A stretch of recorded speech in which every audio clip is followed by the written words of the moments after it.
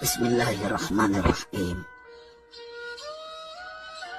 Pada suatu hari Rasulullah SAW ditemui oleh malaikat Jibril.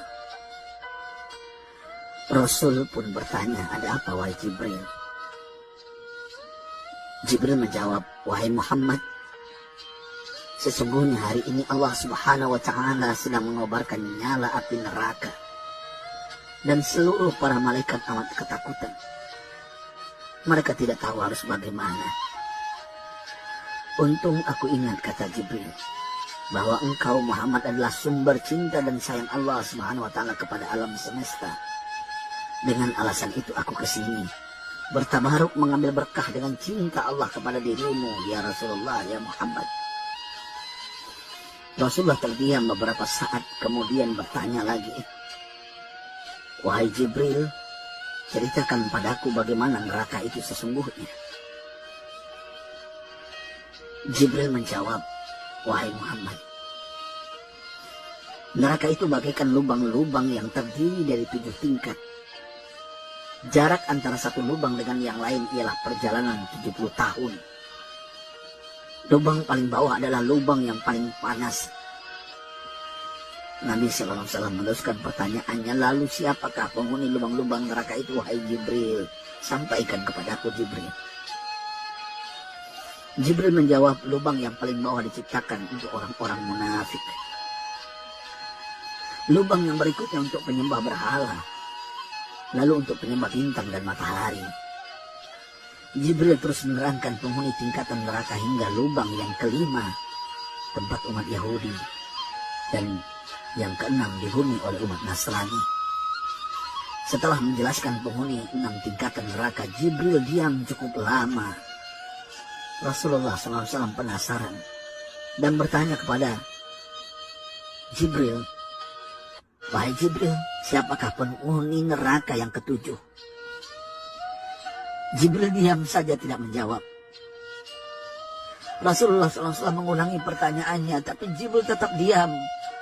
Rasulullah tambah penasaran dan mendesak Jibril agar dijawab pertanyaannya. Akhirnya Jibril pun berkata, umatmu wahai Muhammad, mereka itu para pelaku dosa besar di kalangan umatmu, yang dimana sampai mereka mati belum sempat bertaubat. Mendengar jawaban Jibril, Rasulullah langsung jatuh pingsan. Jibril merangkulnya dan meletakkan tubuh baginda di atas pangkuannya. Tak berapa lama Rasulullah SAW sadar dan langsung menangis bersimbah air mata dengan terisak-isak. Rasulullah mempertegas pertanyaannya, wahai Jibril, apakah benar ada di antara umatku yang masuk neraka? Jibril menjawab, benar wahai Muhammad, pelaku dosa besar di antara umatmu yang belum bertaubat. Setelah itu Rasulullah menghadap kiblat dan sujud kepada Allah dalam isak tangisnya.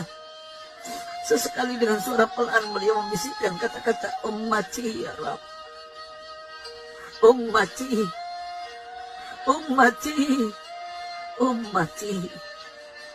Beliau SAW tidak mengangkat kepalanya dalam keadaan seperti itu selama 3 hari 3 malam.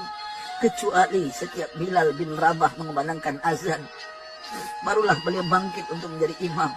Dan setelah itu kembali sujud lagi. Pada hari ketiga Abu Bakar menyadari hal ini. Beliau mengetuk pintu Rasulullah dan mengucapkan salam 3 kali, namun tidak terdengar jawaban. Abu Bakar sedih dan berseru di hadapan pintu Nabi besar Muhammad SAW. Apakah ada jalan untuk masuk ke rumahmu ya Rasulullah? Tetap tidak ada jawaban. Di jalan Abu Bakar bertemu sahabat Umar. Mengapa engkau menangis wahai Abu Bakar? Kata Umar. Abu Bakar menceritakan keadaan Rasulullah SAW. Maka Umar pun melangkah menuju rumah Rasulullah dan terjadilah hal yang sama. Umar pun pulang dan menangis. Di jalan Umar bertemu sahabat Salman Al-Farisi. Dengan terisak Umar bercerita kepada Salman hingga membuat dia amat sedih, namun tidak berani mengulangi hal yang sama. Salman melangkah menuju rumah Fatimah radhiyallahu anha dan menceritakan hal itu. Setengah berlari Fatimah menuju rumah ayah tercinta dan mengetuk pintu sambil mengucapkan salam. Mendengar suara lembut putri tercinta, sejuklah dada Rasulullah. Beliau bangkit dari sujud dan membuka pintu. Alangkah terkejutnya Fatimah melihat